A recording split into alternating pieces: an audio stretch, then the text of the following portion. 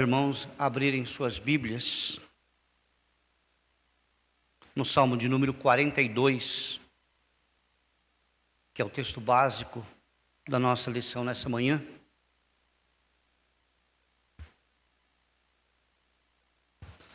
Salmo 42.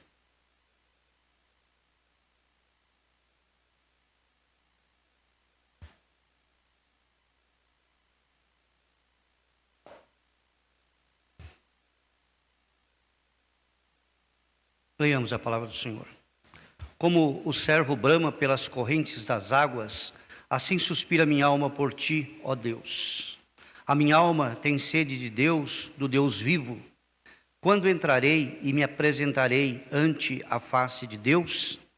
As minhas lágrimas servem-me de mantimento de dia e de noite, porquanto me dizem constantemente: onde está o teu Deus? Quando me lembro disso, dentro de mim derrama minha alma, pois eu havia ido com a multidão, fui com eles à casa de Deus, com voz de alegria e louvor, com a multidão que festejava. Por que estás abatida, ó minha alma? E por que te perturbas em mim? Espera em Deus, pois ainda o louvarei na salvação da sua presença. Ó meu Deus, dentro de mim a minha alma está abatida. Portanto, lembro-me de ti, desde a terra do Jordão e desde o Hermon e desde o pequeno monte. Um abismo chama outro abismo. Ao ruído das tuas catatupas, todas as tuas ondas e vagas têm passado sobre mim. Contudo, o Senhor mandará de dia a sua misericórdia, e de noite a sua canção estará comigo, a oração ao Deus da minha vida. Direi a Deus, a minha rocha: por que te esquecestes de mim? Porque ando angustiado por causa da opressão do inimigo? Como com ferida mortal em meus ossos, me afrontam os meus adversários, quando todo dia me dizem: onde está o teu Deus? Por que estás abatido, ó minha alma, e por que te perturbas dentro de mim? Espere em Deus, pois ainda o louvarei. Ele é a salvação da minha face e o meu Deus. Amém? Deus possa abençoar a leitura da sua palavra. Nós vamos buscar o Senhor mais uma vez em oração. Pai amado, nós nos colocamos na tua presença, Pai. E nessa manhã, Pai, onde vamos estudar a tua palavra, Pai, que o Senhor possa estar falando aos nossos corações, ó Pai. Assim como o Senhor falou ao coração do salmista, ó Pai. E ele produziu, Senhor, essa oração, ó Pai, diante de ti, Pai. Nós clamamos a ti, Pai, que o Senhor tenha misericórdia das nossas vidas, ó Pai. E que o Senhor esteja, Senhor, agindo, Senhor, no nosso coração e na nossa vida, ó Pai, nos transformando a cada momento, ó Pai. Derrama a tua graça e a tua misericórdia, ó Pai. E ao estudarmos essas lições, ó Pai, que tem como pano de fundo, Senhor, a história, Senhor, de um servo do Senhor, ó Pai. Possamos nos inspirar, Senhor, na vida dele, Pai, para também trilharmos a nossa vida cristã, Pai. Derrama graça, poder e misericórdia, nós pedimos em nome de Jesus. Amém. Amém. Nós estamos estudando uma revista que tem como o tema Calvino para os dias de hoje. Sabemos, já ouvimos, aprendemos no domingo passado a respeito do reformador João Calvino. E falando sobre a sua história, sobre a sua vida. E nós vamos continuar. E hoje a lição fala sobre Calvino e a crise do ser humano. No primeiro momento nós queremos dizer assim que nós não é objetivo estarmos aí idolatrando e deusando esse líder, mas sim espelhando na sua experiência de vida. Quando vamos olhar a vida dele, nós vamos ver que não foi uma vida muito fácil, foi uma vida de muita luta, de muita dor.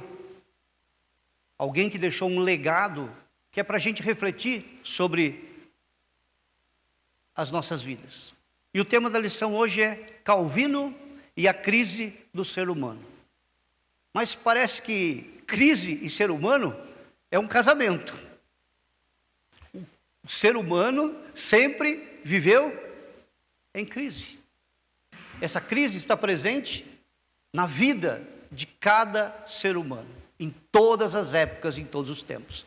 ela não é algo da nossa geração, da nossa época, do nosso tempo, mas sempre ela existiu na vida do ser humano, na vida do homem.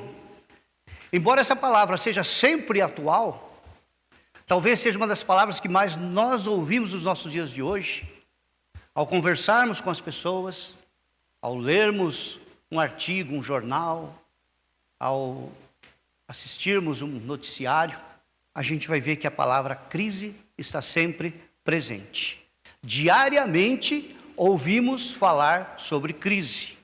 É crise existencial, é crise financeira, é crise nas relações pessoais, é crise de fé, é crise na igreja e muitas outras crises. Poderíamos enumerar muitas crises. Mas onde está o ser humano, aí também está presente a crise. Muitos personagens bíblicos, muitos homens que estão lá com suas histórias relatadas na Bíblia, eles experimentaram crises também. A Bíblia é cheia de crises, de pessoas enfrentando, convivendo, superando, outras sucumbindo diante das crises. O rei Davi, né, com sua experiência ali de um homem escolhido por Deus, mas no momento da sua vida também, ele experimentou uma crise. E a maior crise da sua vida, que fez ele produzir 2 salmos aí de confissão, de arrependimento, foi a sua experiência de adultério e de assassinato de seu amigo, né? De uma forma indireta, colocando ele à frente de uma batalha para tentar encobrir o seu erro. E essa crise o levou a um momento difícil da sua vida. E nós olhamos lá, né, o que aquilo produziu na vida dele. Ele passou ali até mesmo do espiritual, do emocional e até no seu físico. Quando ele sentia as dores, quando ele sentia as consequências do pecado presente na sua vida. Mas como o homem escolhido por Deus passar por essas crises? Mas ele passou, ele experimentou. Talvez a gente olhe assim, mas que abominação diante do Senhor, o homem de Deus, mas mostrando o ser humano. O ser humano é ser humano. E nós precisamos entender isso, que todos nós somos seres humanos. E precisamos nos ver como seres humanos.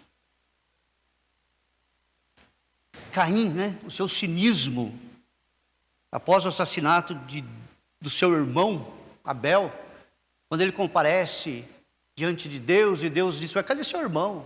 Por acaso eu sou o guardador do meu irmão? Olha só que crise, né? Uma crise terrível. Nós estamos falando de um assassinato, mas nós estamos falando de alguém que assassinou seu próprio irmão. A crise existencial do profeta Elias, quando fugia de Jezabel, que entra num profundo momento de depressão na sua vida, de crise de pânico, e pede que Deus o tire a sua própria vida. O fracasso e a amargura de Pedro, após negar a Jesus, e também entra numa crise tremenda. O desespero de Judas Iscariotes, após vender, trair Jesus, entregá-lo, entra numa crise tão profunda de depressão que acaba se enforcando, cometendo suicídio por causa da sua atitude. E o próprio Jesus, quando olhamos o ser humano, né, o lado humano de Jesus, que em muitos momentos também experimentou crises, como no Getsemane, lá na cruz, né? Enfrentou também essa crise que era natural do ser humano. Para que a obra redentora se cumprisse, Jesus se apresentou como humano e sentiu tudo aquilo que o ser humano sente, tudo aquilo que nós sentimos. Embora sendo filho de Deus, ele tinha o seu lado humano. E ele sentiu tudo isso na sua vida, todas as crises. Chorou quando o amigo morreu, né? Entrou em crise ali por diversas vezes nos seus confrontos com os fariseus, os saduceus, todos os religiosos da época, o poder, né? Tanto o poder romano como o poder religioso, todos experimentaram. Então a crise está presente nos heróis bíblicos, nos personagens bíblicos, mas também presente hoje na vida do ser humano. E a pergunta é: quem é que não passa por crise?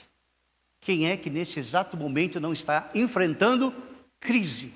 Seja de que ordem for, mas a crise se faz presente. E Calvino, ele fala muito a respeito da crise do ser humano. Quando nós vamos ler lá nas Institutas, principalmente, né, a nossa lição vai falar aí do volume 4, né, das Institutas, ali a gente vai perceber sobre essa questão da crise presente na vida do ser humano. E ele fala a respeito do corpo e da alma. Ele fala das crises que nós vivemos no nosso corpo e nas crises que nós vivemos na nossa alma. Nós sabemos que o homem, ele tem a sua matéria, que é o seu corpo, mas ele tem o seu lado espiritual, que foi criado à imagem e semelhança de Deus, que é a nossa alma. Que a alma é que nos conecta a Deus. Essa conexão com Deus é feita pela nossa alma, que está ligada ao nosso Deus.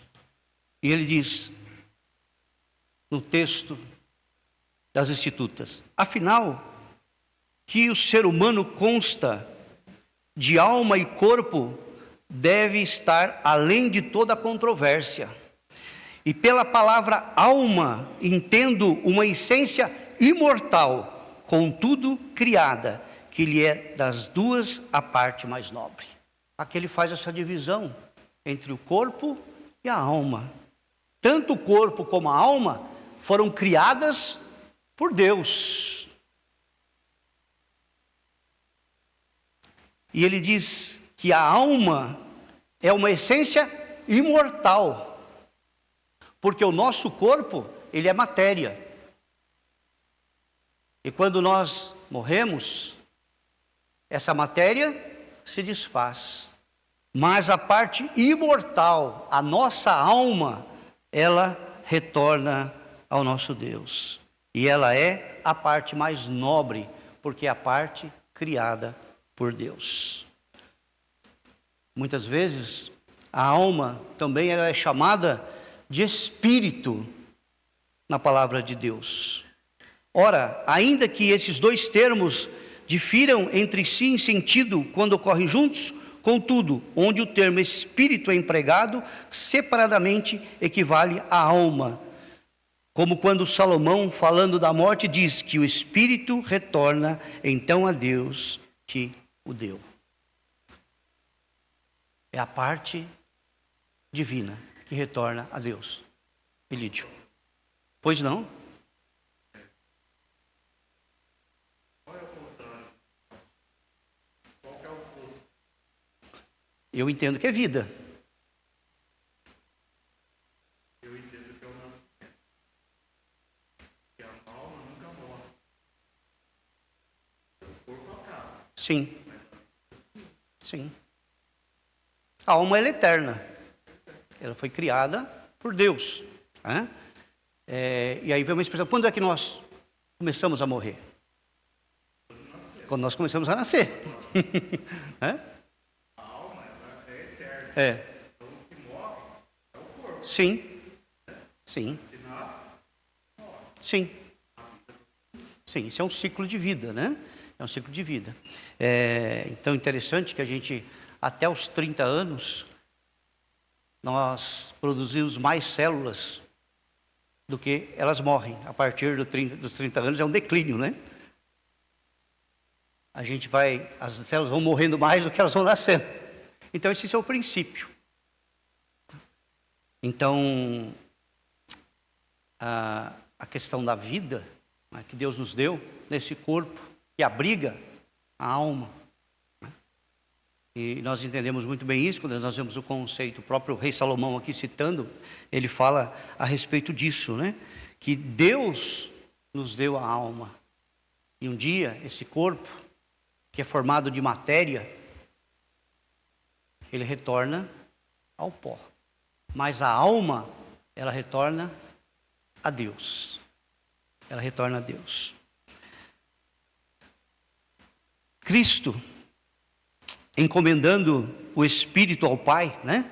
Ele entrega o Espírito no momento aonde? Da sua morte. Na cruz do Calvário, ele entrega o seu Espírito. Estevão, da mesma forma, quando morreu, né? Quem foi Estevão? Só para a gente relembrar. O primeiro mártir da igreja ali, né? E ele morreu como? Apedrejado, né? Mas ele ali naquele momento, ele entrega o seu espírito a Deus. Ele devolve o seu espírito a Deus. Não entendem outra coisa senão isto: quando a alma é liberada do cárcere da carne, Deus lhe é o perpétuo guardião. Olha as palavras dele, né? É como se a alma estivesse presa, encarcerada no corpo, mas no momento da morte, ela se desprende, as correntes se quebram e ela retorna a Deus. A Deus. Por isso que na criação, lá em Gênesis, o homem foi feito corpo vivente. Corpo vivente? O homem foi feito alma vivente, né? Alma vivente. E agora vamos falar um pouquinho sobre as crises que Calvino enfrentou. E a gente vai ver aqui, né, que não se difere muito das crises que muitas vezes nós estamos vivendo no nosso dia a dia. Calvino e suas crises. Calvino, em sua passagem pelo Colégio de Montanguy, experimentou desde cedo privações básicas. Era uma escola com disciplina ferrenha e uma alimentação horrível. Talvez daí os seus problemas de saúde. E olha só os problemas que Calvino tinha. Ele sofria de insônia, artrite, cálculos renais, úlceras, verminose, nefrites, entre outras enfermidades. Tá bom? Ou precisa acrescentar mais alguma? Que situação, né? Calvino precisa passar pela sessão do descarrego, porque estava uma situação bem difícil a vida dele ali, né? Olha quantas enfermidades ele enfrentava, né? E a gente às vezes reclama de uma enfermidade só que a gente tem, né? Já um desespero. Mas olha só, a maioria dessas enfermidades ele adquiriu, né? Quando ele estudava naquele colégio, né?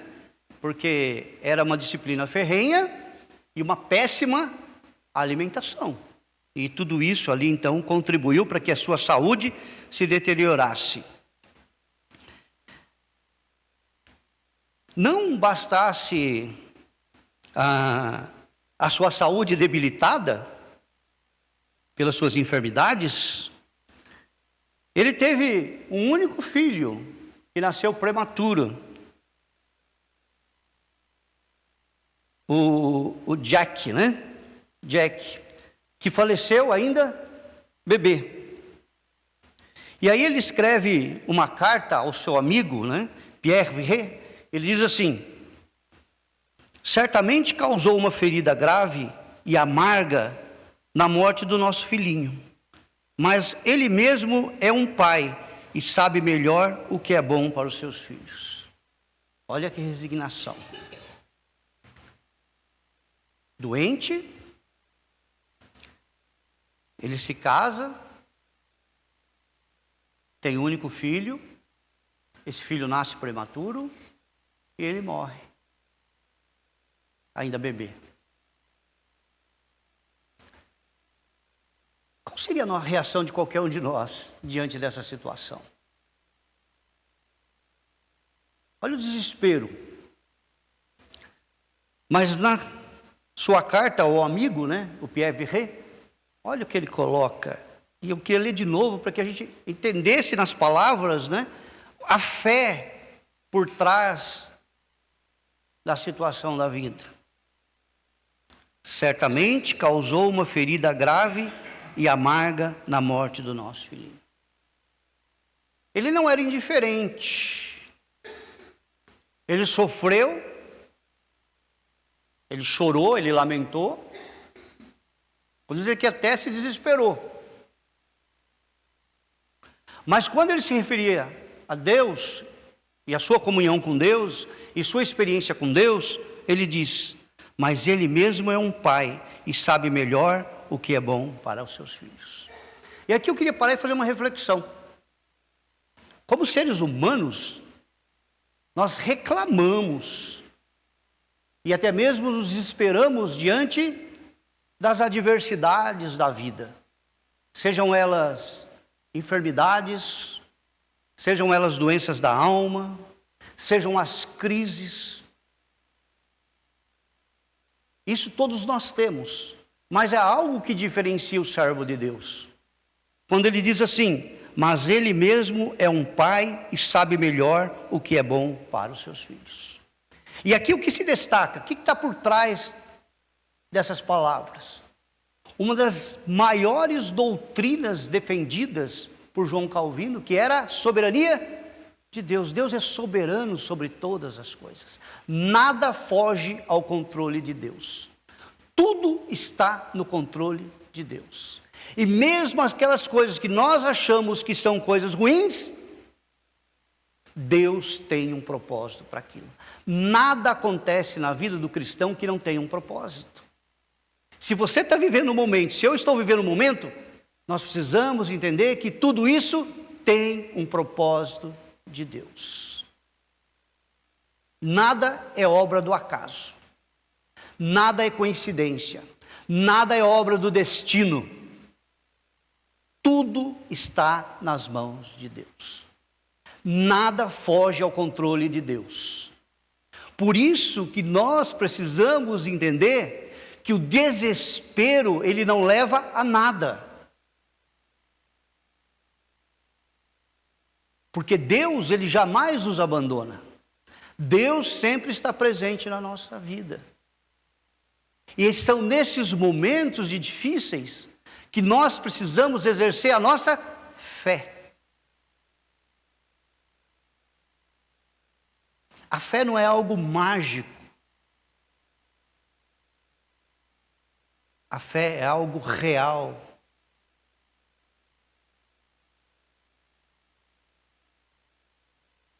Eu estava ouvindo um pastor assembleiano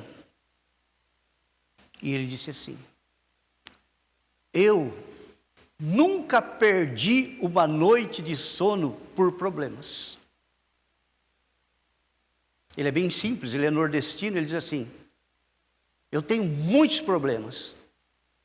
Ele é um pastor que cuida de muitas igrejas. E ele disse: eu tenho problemas nas igrejas, eu tenho problema na família, eu tenho vários problemas, mas chega à noite, eu tomo meu banho morno, tomo meu leitinho e vou dormir. Sabe por quê? Porque o meu problema vai estar esperando amanhã. Então por que eu vou perder uma noite de sono? Porque eu vou ter que enfrentar, eu não tenho. Se eu passar a noite de insônia pensando, não vai adiantar nada, não vai resolver. Eu sei que Deus está no controle de todas as coisas. E a hora que eu acordar, o problema vai estar lá. E eu vou ter que enfrentar. Deus tem uma solução. Mas eu não posso passar a minha vida amargurando algo que eu não posso, que foge do meu controle. Imagine se a gente tivesse controle sobre todas as coisas. Sobre os nossos problemas, sobre as nossas crises, sobre as nossas enfermidades. Ninguém teria problema. Mas nós não temos nenhum controle sobre isso. Deus, ele é soberano. E é Deus que está no controle de todas as coisas. É Ele que está no controle. Então, durma em paz. Sim, sim, sim. Porque a gente acha assim que a gente vai, né? Hoje, Calvino vai falar um pouquinho aqui na frente, né? Das ofertas milagreiras que nós temos nos nossos dias de hoje. E Jesus falou claramente: no mundo tereis aflições. Jesus prometeu, falando, né, da sua presença constante, da libertação, das curas. Mas ele diz que no mundo nós teremos adversidades. Ninguém é imune. Em um certo momento da vida, todos nós passamos pelas nossas crises, pelas nossas enfermidades. Mas Jesus completa: eis que estou convosco todos os dias, todos os momentos, todos os minutos, todas as horas, a presença maravilhosa de Deus nas nossas vidas. Então Calvino experimentou ali as suas doenças, Calvino enfrentou a morte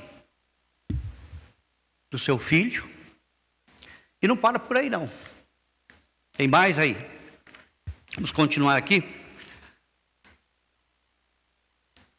Aí ele perde o filho e agora ele perde a esposa. No momento da morte de sua esposa, Calvino declarou em uma carta: verdadeiramente a minha dor não é comum. Estou desprovido da melhor amiga de minha vida, de alguém que, se fosse ordenado, teria voluntariamente compartilhado não somente a minha pobreza, mas também a minha morte. Durante sua vida, ela foi a ajudadora fiel do meu ministério.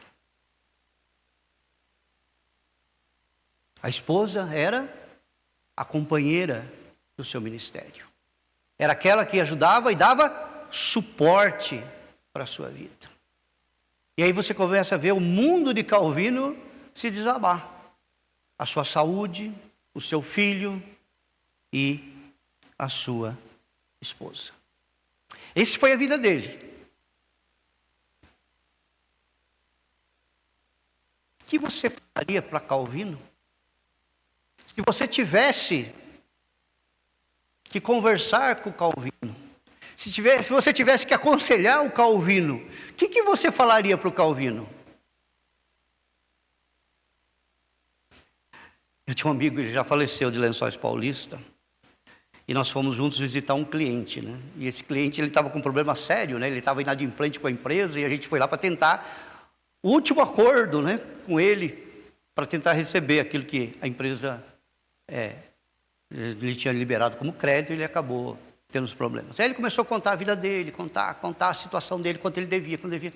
Eu fui olhar para esse meu amigo, eu vi que ele entrou em desespero pela situação que o outro contava para ele.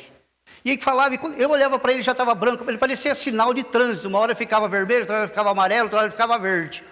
E aí no final ele falou assim: o que você acha que eu tenho que fazer? O meu amigo falou: se eu fosse o senhor, comprava um revólver e dava um tiro. Não tenho o que fazer mais. Aí eu falei: não, calma, né? Para tudo tem solução nessa vida, né? Mas essa é o que muitas pessoas dizem para outras pessoas. Né? Sim, mas os amigos dele falaram exatamente isso para ele. O que a mulher falou para ele? Amaldiçoa o teu Deus e morre. Olha o conselho que ela deu. E muitas vezes a gente dá até esse conselho para muitas pessoas, né? Mas olha a vida de Calvino, o que ele passou. O que nós falaríamos para Calvino?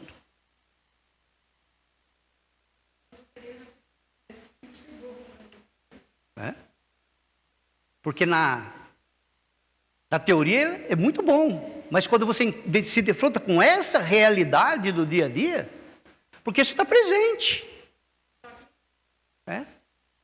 Vá fazer uma visita hoje aí nos prontos socorros, vai fazer uma visita aí nos velórios, para você ver o que é o desespero humano.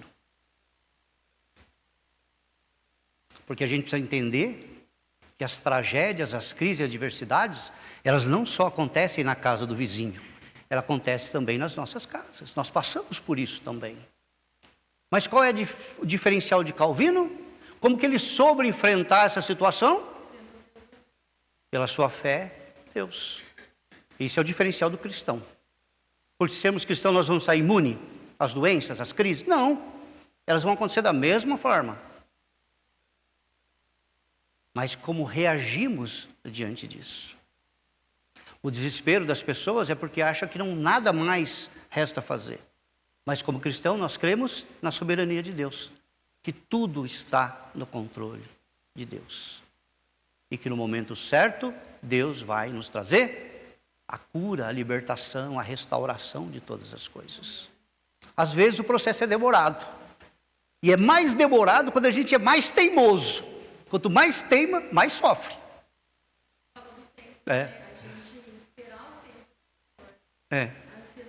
Mas a gente não quer o tempo do Senhor, a gente quer o nosso tempo. Por isso que aí surgem as palavras mágicas, né? eu determino, e tantas outras coisas, como se isso fosse bastar. Nós precisamos crer na soberania de Deus. Quem tem que determinar alguma coisa é o Senhor.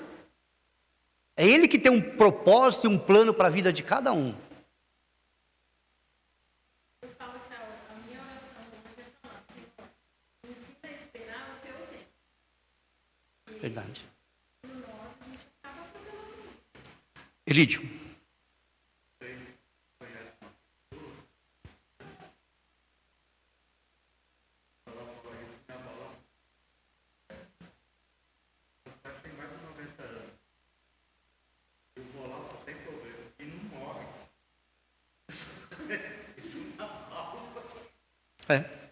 Para muitas pessoas é isso mesmo. E isso, ela tem coragem de dizer. Tem muita gente que não diz isso, mas sente isso no coração. Isso é o pior, né? E nós precisamos entender os propósitos de Deus para as nossas vidas. E aí, a sua crise interna. Agora nós vamos falar um pouquinho sobre as crises externas que Calvino ele viveu. Na vida de Calvino, o período de 1548 a 1555 foi marcada pelas extensas e excessivas lutas contra os hereges e as lideranças da cidade de Genebra, né? Não pense que ele chegou lá em Genebra e foi fácil, né, ele reformar a igreja. Genebra era uma cidade decadente. Genebra é uma cidade totalmente degenerada. E de repente ele começa a fazer um trabalho de restauração. Não era só a restauração espiritual, mas a restauração social. Calvino investiu na educação, no saneamento básico. Calvino transformou a cidade de Genebra. Tanto que hoje é uma das cidades mais caras da Europa para você visitar, né? Uma cidade caríssima, porque tem um dos melhores índices de desenvolvimento humano do planeta. Fruto da reforma protestante. Fruto da reforma protestante. Mas ele enfrentou lutas com os líderes, né? Sempre é difícil transformar. De repente aquelas pessoas estavam na sua zona de conforto, tranquilo, e de repente Calvino vem e abala os alicerces de tudo aquilo. Porque era uma cidade que precisaria ser transformada da sua base, para que assim transformasse a vida dos cidadãos. Então a reforma não era somente espiritual, era uma reforma social que ele estava fazendo ali. Em 1538 ele foi expulso pelos próprios protestantes da igreja de Genebra. E ele voltou para se refugiar na França, lá em Estrasburgo. E permaneceu em Estrasburgo até 1541. Ele também enfrentou lutas e conflitos entre várias correntes teológicas da Reforma. As três principais, né? A luterana, a calvinista e os anabatistas, né? Que também nasceram ali naquele momento. E ele enfrentou, né? Tanto algumas heresias que estavam presentes também nessas correntes da Reforma. Um acontecimento que também trouxe muita tristeza à sua alma foi o divórcio de seu irmão Antoine. Olha a situação, que família, né? Por isso é casos de família do SBT isso aqui. Motivado pelo adultério de sua cunhada Ana com o mordomo Pierre. Depois, o adultério de sua enteada Judite, filha de sua esposa Idelete. Quando ele casou com a Idelete, ela já tinha uma menina que chamava Judite. E essa Judite, ele fala que era uma pessoa piedosa, era de oração. Aí a sua cunhada trai o seu irmão com o mordomo. E a Judite, no qual ele nutria tanto amor e carinho, achava uma pessoa extraordinária, também comete adultério. Então são problemas, fora os problemas com a igreja, fora com as lideranças políticas, ele tem problema na própria família. E a pergunta é, quem é que não tem problema na família? Não necessariamente nessa monta, mas em tantos outros. Então ele enfrenta esses problemas. E aqui ele trata de um assunto, talvez o único escrito, né? Essa carta foi encontrada em Londres, onde é um manuscrito, né? Onde ele escreveu ali, em 23 de janeiro de 1545. E essa é a única carta onde ele fala sobre o suicídio. Nela, o teólogo conta que havia sido chamado à véspera por Jean Verrat, um cidadão que havia perfurado 2 vezes o próprio abdômen com uma faca, para acabar com os seus sofrimentos de tuberculose e asma. O cara não queria morrer porque ele estava devendo para o banco.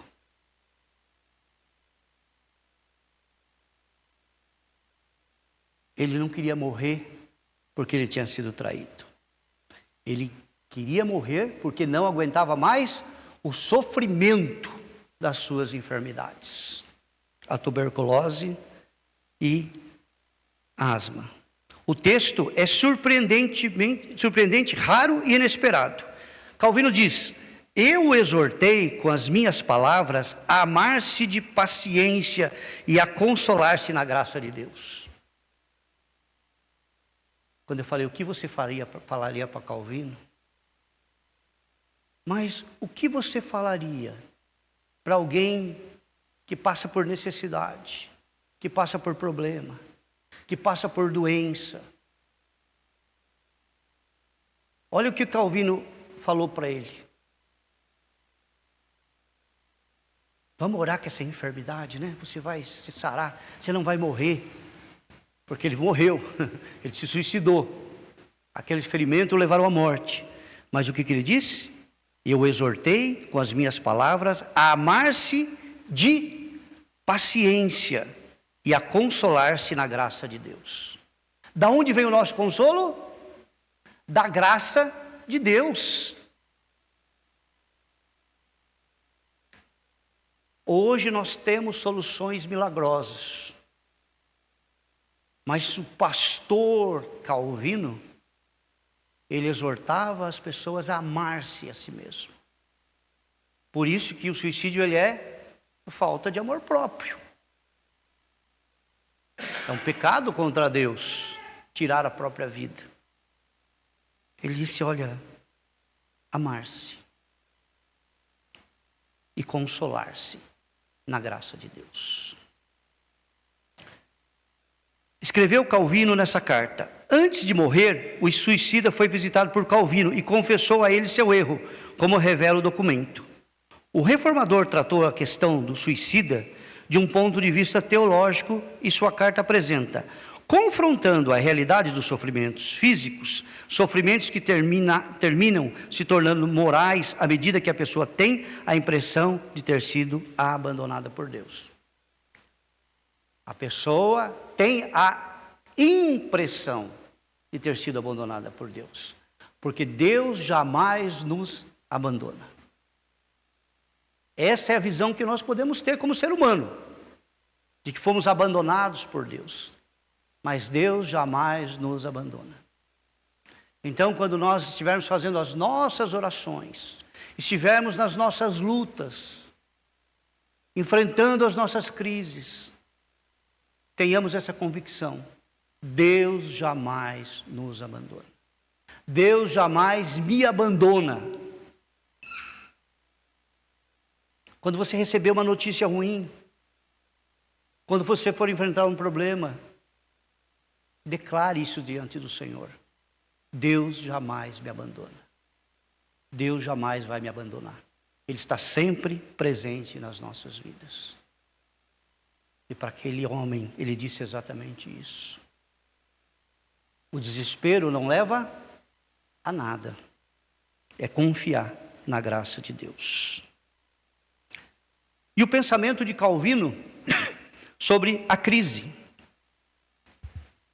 A afirmação de Calvino sobre a reação frente ao sofrimento e às crises. Aqui talvez esteja, no finalzinho da nossa lição aqui, os maiores ensinamentos para as nossas vidas.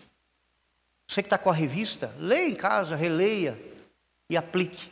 E quando estiver enfrentando algum momento, releia novamente essa lição. Entre a resignação e o desespero, ele exalta a confiança na soberania de Deus. Mesmo em meios aos sofrimentos da vida, Calvino enfatiza a busca da graça divina e não em teologias milagreiras. Calvino se mostra um pastor amável, mesmo em meio às dores e crises. Ele encontra forças para confortar suas ovelhas que passavam por perseguições e dificuldades. Ele próprio sentindo as suas crises internas, externas, todo o seu sofrimento, toda a sua dor, toda a sua angústia, ele confortava o seu rebanho. O rebanho que também passava por perseguições. E a gente precisa ver os nossos pastores dessa forma também. Que são seres humanos, que passam também por problemas e passam por dificuldades. Muitas vezes, nós buscamos socorro no corpo pastoral da igreja. Mas muitas vezes esquecemos também de orar por esse mesmo corpo pastoral, que também são seres humanos que passam por problemas e passam por dificuldades e passam por enfermidades.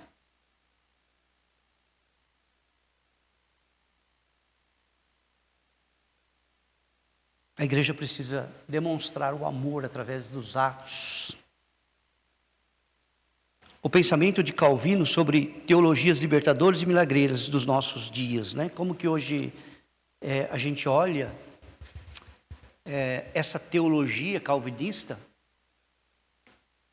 e diante do mercado religioso que nós temos hoje. Hoje, o mercado religioso ele tem produtos ou ele tem soluções para todas as coisas.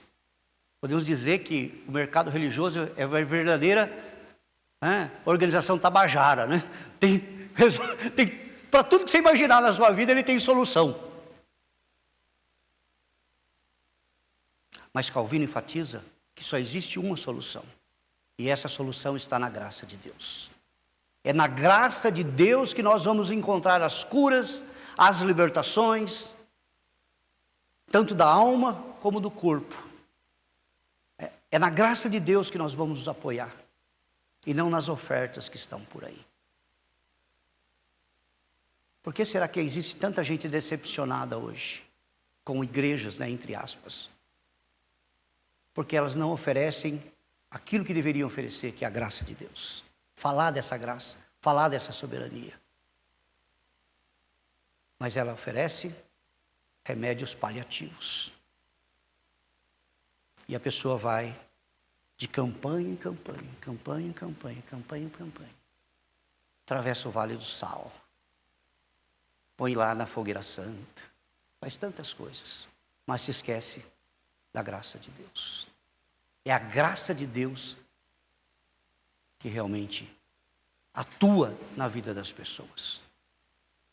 Não são objetos, não são ídolos, não são santos mortos, santos vivos, que vai ter solução. A solução está na graça de Deus.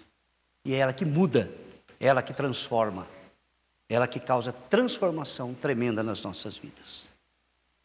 Os nossos púlpitos não podem trair a memória deste fiel servo de Deus que foi Calvino. Os púlpitos precisam pregar sobre a graça de Deus. Em todos os escritos e tratados de Calvino, vemos o seu compromisso com a honra e o louvor a Deus. Era tudo para honrar, para louvar e para glorificar a Deus. A igreja de nossos dias carece de pastores e pastoras comprometidas com a dor das ovelhas de Cristo, que se comprometem verdadeiramente com a dor das pessoas. Muitos hoje, né, que viraram popstar, eles têm até aversão a gente, a pessoas. Muitos pregam como se fosse um show. No final sai pelo fundo, porque não querem contato com as pessoas. As pessoas não conseguem chegar, as pessoas não conseguem conversar.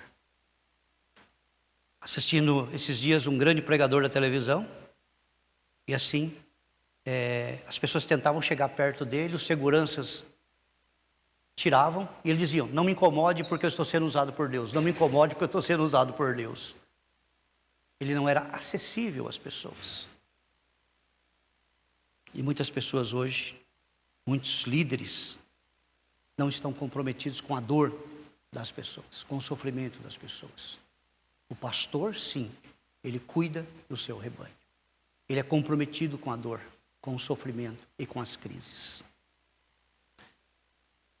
Calvino fala sobre a crise da alma. Calvino enfrentou todos os tipos de crise em sua vida, mas sempre ancorado na graça de Deus. Sempre superando tudo pela sua fé inabalável no Cristo. Ele nos desafia hoje também a enfrentar as nossas crises, as nossas dores, os nossos sofrimentos, também seguros na graça divina. Ele não foi apático, ele não foi indiferente, ele não foi omisso diante dos acontecimentos e fatos da vida. Ele sempre agiu e reagiu com dedicação e zelo, até mesmo em excesso, que muitas vezes causaram a ele sofrimentos. Em algum momento da sua vida, ele foi zeloso até demais. Isso trouxe problemas para a sua vida. E concluindo aqui, as crises fazem parte da vida do ser humano. Se você nasceu, já está, é um combo, já está incluído no pacote. No mundo tereis. É como se o bebê nascesse na paternidade, acabou de nascer, Jesus fosse lá no ouvido da criança e fala: no mundo tereis aflições. Você acabou de nascer, mas está no pacote. Exatamente, né? Mas faz parte das nossas vidas. Durante a nossa vida, durante a nossa existência, vamos experimentar várias crises, várias delas. A superação das crises e o sofrimento está diretamente ligado à nossa fé em Deus e na sua graça misericordiosa e salvadora. A graça e o perdão ofertados por Jesus na cruz do Calvário se manifesta em nossas vidas, atuando em todo o nosso ser, corpo e alma. A teologia calvinista é a nossa referência em termos de vivência da nossa fé, frente aos desafios de viver em um mundo totalmente desajustado. Um mundo que jaz no maligno. Redescobrir o amor de Deus nas tempestades, nas crises, nos desesperos e na escuridão da vida é o nosso grande desafio. E para a gente refletir, que são as perguntas que estão no final da nossa revista. Nós temos aí mais 5 minutinhos, tá? Aí o irmão que quiser responder. As crises são obras do diabo? São? Olha, eu acho que 99,9% das crises nós mesmos que fazemos. Nós mesmos que criamos essas crises, né? Nós criamos, né? A teologia tem todas as respostas? Não. Não tem.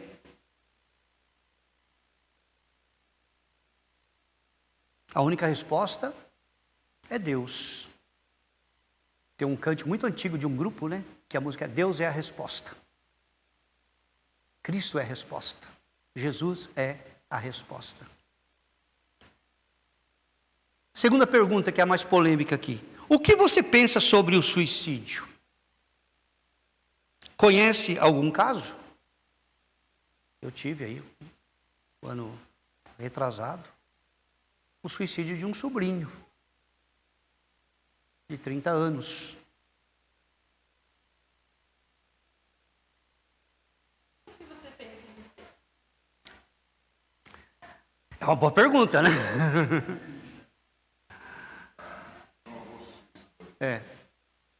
Você tem várias situações aqui, foi aquilo que Calvino ele falou para aquela pessoa, né? Segundo a palavra do Senhor,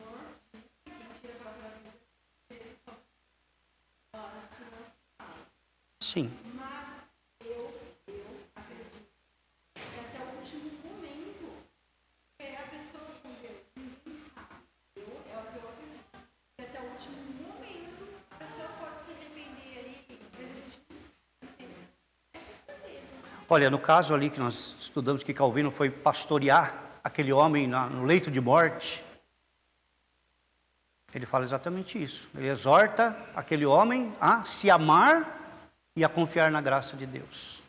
Na verdade, eu sempre tive É. assim, quando eu passei por momentos Sim, afastados sim, do Senhor, sim, como eu tinha um conhecimento da palavra, já passou, lógico, todos nós já passamos por isso de algum momento, porque o inimigo ele é sujo, ele solta Sim. na nossa mente. E eu ter assim, a palavra do Senhor fala, se eu chegar ali, sim. Por isso que a gente, como cristão, a gente tem que estar sempre olhando para as pessoas e sentindo a dor das pessoas, para que a gente não torne-se cúmplice de um suicídio.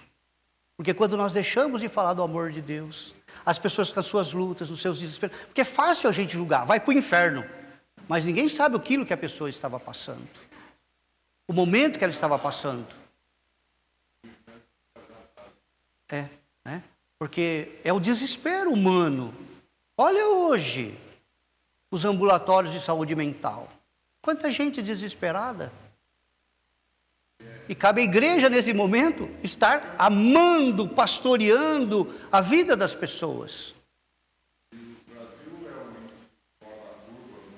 Sim.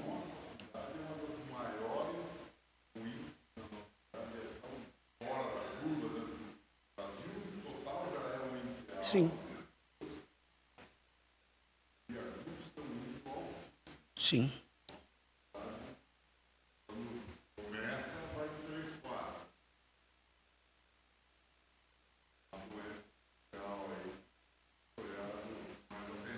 Exatamente. E o autor da revista aqui, ele vai um pouquinho além. Há perdão para tais casos? Eu gostaria que cada um pudesse refletir, né? Sem julgamentos, mas refletir sobre essas questões. fala a respeito assim, hoje em dia, a preocupação antigamente, na adolescência, na minha adolescência, a preocupação era o filho sair de casa das drogas. Meu Deus, então a gente, porque o medo era as drogas. Hoje o medo é a depressão, que entra dentro da tua casa e às vezes você não está nem vendo, está tão longe, está ali, você está sério. Sim.